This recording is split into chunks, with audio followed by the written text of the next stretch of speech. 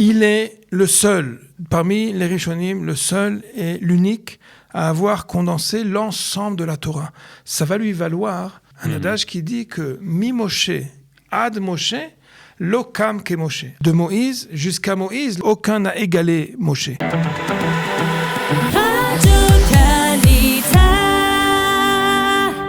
Nous sommes lundi, comme chaque lundi, nous retrouvons le Rav Avraham Drey. Rav Drey, bonjour. Shalom uvracha. Alors, on va parler aujourd'hui d'une figure du judaïsme qu'on va, on va dire, ça va être ça, Iloula, prochainement, le 20 du mois de Tevet, dans quelques jours.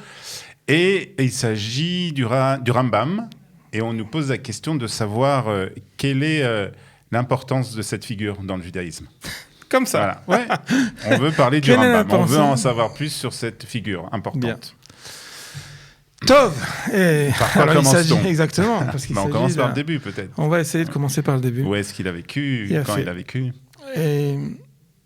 Son nom, Rambam. Maïmonide, c'est son surnom. Son nom d'artiste, j'ai envie de dire. Il ne s'agit pas d'un artiste du tout, mais il a été, on va dire, le kinouï, le surnom Maïmonide. Resh du Rambam Mem Bet Mem, à savoir Rabbi Moshe Ben Maïmon. Comme l'usage le veut, on surnomme les grands maîtres de leur prénom et du nom du papa. Le père, en effet, c'est Maïmon. C'est ça qui va faire en fin de compte. C'est pas son nom à lui, c'est du nom de son père qui va devenir Maïmonide, le Maïmoni, celui qui s'appelle au nom de papa. Le Rabbi Maïmon lui-même, d'ailleurs, était un très grand sage, il faut le savoir également. Ok, on parle du XIIe siècle, on parle de l'âge d'or des Rishonim, à savoir dans les différentes étapes de la transmission de la halakha, il y a une époque qui s'appelle les premiers. Et les premiers sont les maîtres qui vont faire force de loi. Mais s'il y a bien une figure parmi les Rishonim qui est particulièrement, j'ai envie de dire, hors jeu, hors concours, c'est bien le Maïmonide, tout simplement parce que il va condenser l'ensemble de la Torah, mi Aleph à Tav, de A à Z, œuvre que personne d'autre n'a fait. Il vit en Espagne, d'abord. C'est important de le dire, parce que ça a une importance aussi historique sur ce qu'il a fait. Oui, c'est très juste. Il a eu de nombreuses tachanot, il a eu de nombreuses stations au niveau, en fait, des menaces. C'est permettre son histoire personnelle est reliée de façon viscérale aux menaces antisémites face aux différents ennemis du peuple juif. Il va passer différentes stations, il faut comprendre. J'étais en train de commencer, peut-être ce point-là, c'est important. Il est le seul, parmi les Rishonim, le seul et l'unique à avoir condensé l'ensemble de la Torah. Ça va lui valoir un adage. Un adage qui dit que mi Moshe ad Moshe, lo kam ke Moshe. À savoir, depuis Moshe. Rabbeinu. Il a fait exactement Moïse lui-même, celui qui a reçu, celui qui était l'interlocuteur préféré, c'est marqué, privilégié, peut-être c'est le mieux. C'est mentionné, Dieu lui-même témoigne. Qui a guidé le peuple juif dans Exactement, le désert. Qui a guidé le peuple juif, celui qui a reçu la Torah, celui dont Dieu témoigne et qu'il n'a eu aucun autre interlocuteur de la valeur de Moshe Rabbeinu. Ça, c'est le premier. De Moïse jusqu'à Moïse, lo kam ke Moshe. Aucun n'a égalé Moshe. Et c'est qui le deuxième ? Celui qui lui est donc, on va dire, comparé. C'est une comparaison presque. C'est une comparaison et c'est presque en fait les mettre à la même valeur. C'est donc Moshe Ben Maïmon, le Maïmonide. Et pourquoi avoir comparé à celui qui est mamash, le Moshe Rabbeinu par excellence ? C'est parce qu'il est, à l'instar de Moshe Rabbeinu, il est celui qui a condensé l'ensemble de la Torah. Quand on veut consulter, quand on demande une référence dans le judaïsme, on ne peut pas faire autrement que de faire référence au Maïmonide. Alors, ça veut dire quoi, concentrer la Torah ? C'est-à-dire qu'il a... d'abord, il faut citer le livre. Le livre, c'est Mishneh Torah, à savoir la répétition de la Torah, le condensement, le code des lois de la Torah. Qu'est-ce qu'on trouve dans ce Mishneh Torah ? Tu as quelle question que ce soit. Comme s'il y avait quelqu'un qui aurait dû animer le rabbin et répondre aux questions, c'est le Rambam. Moi, je suis tout. Très honoré, bien sûr. Je dis ça de façon sans aucune fausse modestie. Je ne peux même pas essayer de me comparer.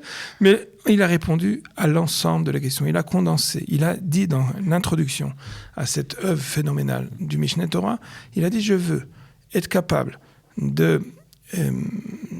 s'il y a 2 livres que chaque juif doit avoir dans sa sifriya, dans sa bibliothèque, c'est Kamouvan, les 5 lois, les 5 Chumashim, les 5 livres de la loi de Moïse, Rabisha, Chumshe Torah. Mais il faut, à part cela, c'est pour ça qu'il l'a appelé comme ça, Mishneh Torah. À part les 5 livres obligatoires du Chamisha, Chumshe Torah, il doit avoir également le Mishneh Torah. C'est quoi le Mishneh Torah ? C'est le condensé de l'ensemble de toutes les lois du judaïsme. D'accord. De la première jusqu'à... Après avoir écrit le Sefer HaMitzvot, à savoir le compte exact, le recensement exact, on va dire c'est peut-être une sorte d'œuvre juridique. Au-delà de cela, il a expliqué, il a commenté, il a codifié l'ensemble de toutes les lois de Moshe Rabbeinu. D'accord. Alors, et ça, c'est...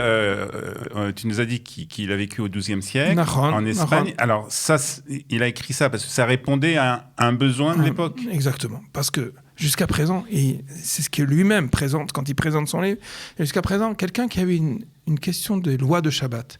Alors, il y a en effet, dans le Talmud, un traité qui s'appelle traité de Shabbat. Mais il faut rentrer, il faut savoir... il faut savoir nager, j'ai envie de dire. Il faut savoir plonger et aller l'itzlol, mamash, aller chercher dans les profondeurs de l'océan du Talmud pour comprendre qu'il y a ici une sugya, à savoir un traité talmudique qui va débattre de telle ou telle question, mais ça ne va faire appel à tellement d'autres références dans le Talmud que le Rambam va nous dire. Et quelle est la différence avec le Shulchan Aruch qu'on connaît ? Alors, c'est même très intéressant. Parce que le Shulchan Aruch aussi, c'est l'ensemble du code de toutes les lois d'Israël.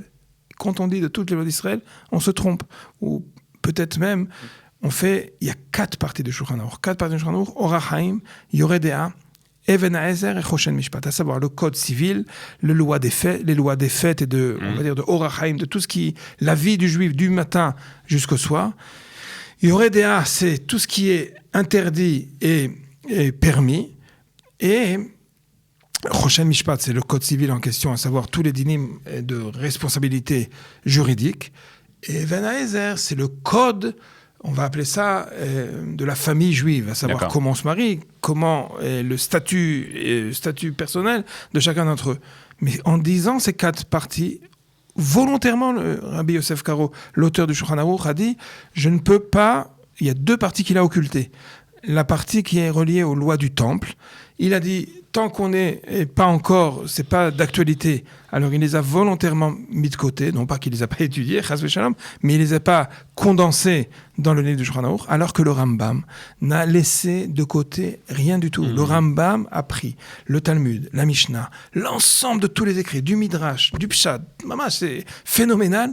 Il a mis tout ça dans une machine qui s'appelle le cerveau, le laboratoire du Rambam. C'était justement sa compréhension et son analyse, et qu'il a ensuite, ce qui est sorti de l'autre côté de la machine, c'est le Mishneh Torah. À savoir, l'ensemble de tout ce qui a été écrit par les Tanaïm, les Rishonim, l'ensemble de tout ce qui a bougé dans le monde du judaïsme, il a pris, il en a pris presque possession, c'est pas juste, mais en tout cas, il en a fait l'analyse explicite pour pouvoir permettre, je reviens à ce qu'on a dit au départ et ce qu'il dit lui-même dans l'introduction, pour pouvoir se permettre d'avoir comme livre de référence la loi écrite, Chamisha Chumshe Torah, et le Mishneh Torah, à savoir tout ce qui a affaire au judaïsme, tout ce qui est sujet du judaïsme, tout ce qui est loi du judaïsme, tout est mentionné grâce au Rambam de façon spécifique,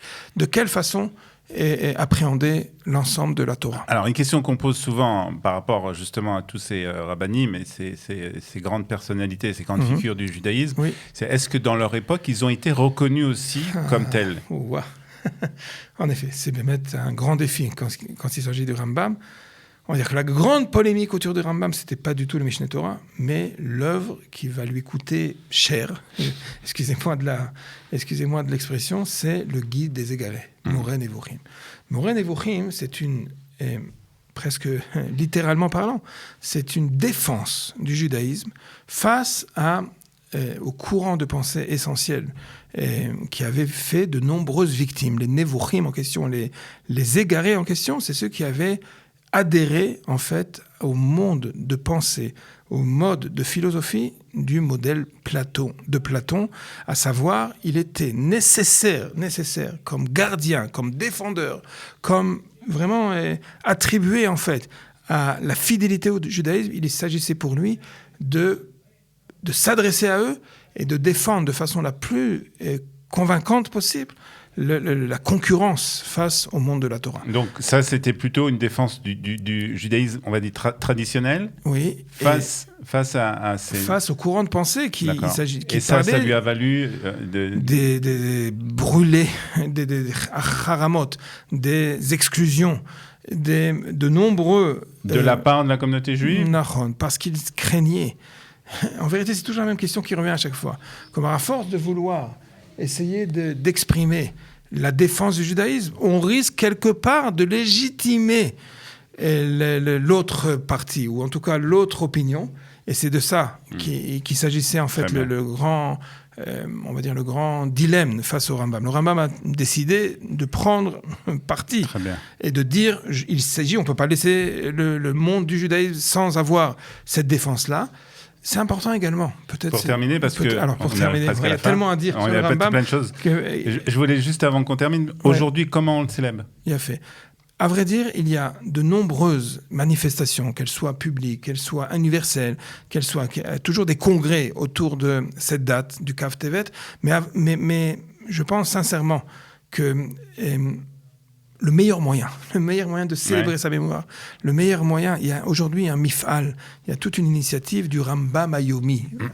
Beaucoup parlent du Daf Yomi. Il ne s'agit pas de tout mélanger, mais parce que ça a été tellement adopté dans le monde juif de manière générale, il y a eu le petit frère du Daf Yomi, à savoir pas uniquement s'adonner dans l'étude du Talmud, mais également de l'étude du Rambam. On étudie chaque jour une loi.